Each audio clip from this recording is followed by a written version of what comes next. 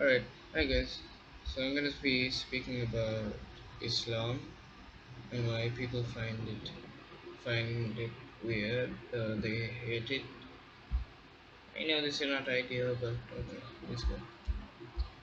Islam is the an Abrahamic monotheistic religion that teaches us that there's only one God, Allah, and it's Muhammad, and that Muhammad is a messenger of that God, and Muhammad's the final messenger by the way. It's the world's second largest religion with over 1.8 billion followers, or 24.1% of the world's population, known as Muslims. They make up a majority of the population in 49 countries.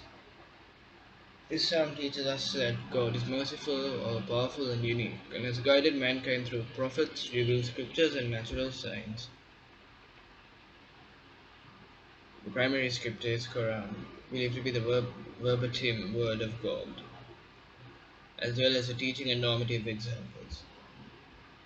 Called the Sunnah, is composed of accounts called Hadiths of Muhammad Sallallahu Alaihi Wasallam. Muslims believe that Islam is a complete and universal version of the primordial faith that was revealed many times before through prophets including Adam, Abraham, Moses, and Jesus. Um, Islam's most fundamental concept is rigorous monotheism called Tawheed. God is described in chapter 112 of the Quran as say he is God, the one and only, God, the eternal absolute. He begetteth not, nor is he begotten, and there is none like unto him. Islam rejects polytheism and idolatry, as well as the Christian doctrine of Trinity. I think we know this by now. Islam teaches that the creation of everything in the universe was brought into being by God's command, as expressed by the wording, be and it is. The belief in angels is fundamental to Islam. The Quranic word for angel, malak, either derives from malaka, meaning he controlled, or from the roots ik or milk, with the broad meaning of a messenger. This is the counterpart in Hebrew, malk, or Greek, angelos. The Quran is the principal source of the Islamic concept of angels, some of them such as Gabriel and Michael, also known as Jibrail and Mikael.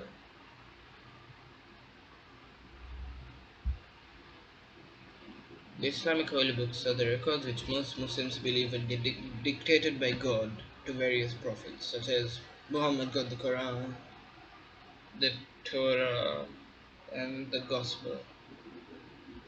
The Quran, which actually means recitation, was viewed by the Muslims as the final revelation and the literal word of God. And they believe that the Quran was revealed to Muhammad by Jibril or Gabriel.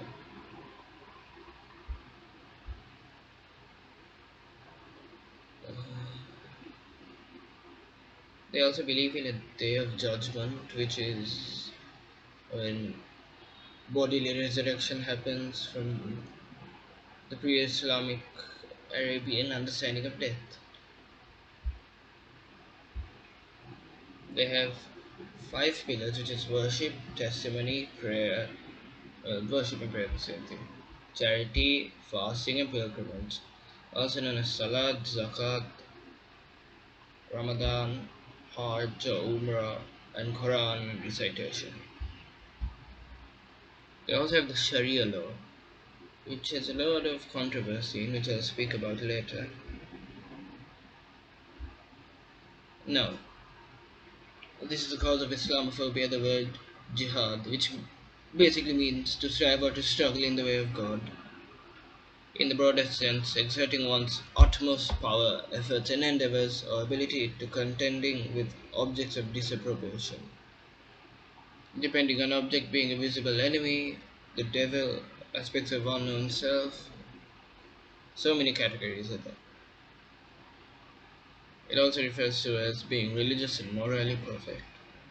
When used without any qualifier, jihad is understood in its military form. which is not always the same thing as going on war. Well, it's the same thing as war, but many of them are categorized.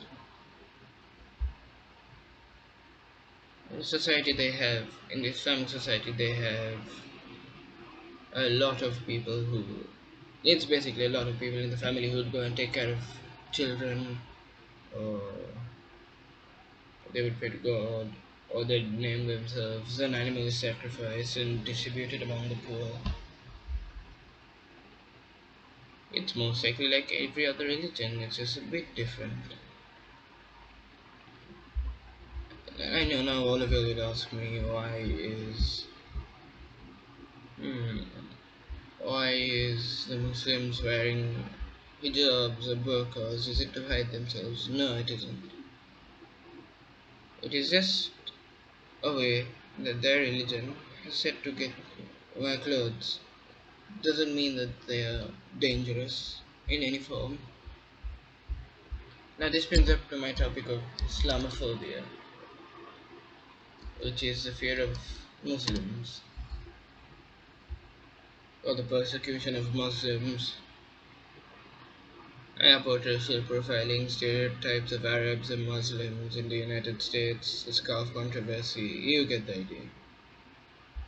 It's a prejudice against Islamic religion or Muslims generally, especially when seen as a geopolitical force or the source of terrorism, which I'll get to in a minute. The racism we've seen in Islamophobia is none compared, is actually quite a lot compared to what Hitler did to the Jews, so well, you get the idea. It's anti-Turkic or anti-Arab racism. In their books, Deepak Kumar and Junaid Rana have argued that formation of Islamophobic discourses has paralleled the development of other forms of racial bigotry. Now we should question the relationships between Islamophobia and racism. First, let's start with racism. Racism is just hating everybody. Islamophobia is hating the Muslims. It's like anti-Semitism, if you know what I mean. There are so many alternatives that have been proposed by everybody for the name, but I say that we should get rid of it because, after all, we all bleed red, don't we?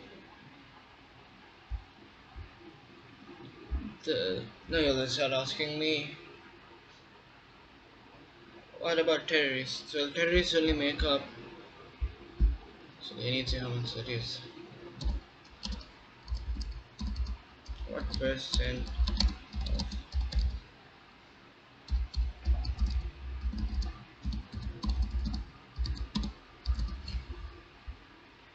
terrorists only make up 0.001% of Muslims. If that would help you, we've seen people holding protesters saying they're Islamophobic and they're proud. We don't want a neo-Nazism. The word Islam means peace, not fighting. None of us should fight, you know. We should care for our people, be it Muslim, be it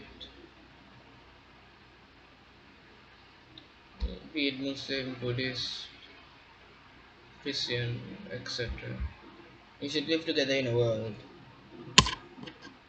that is equal, I would say. And this world would not differentiate people by religion, race, or skin color. We have to live in a world where peace and harmony reign, where justice reigns.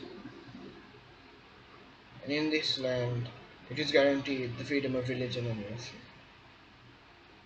Justice, freedom, peace, and unity. That is the law. Thank you for listening.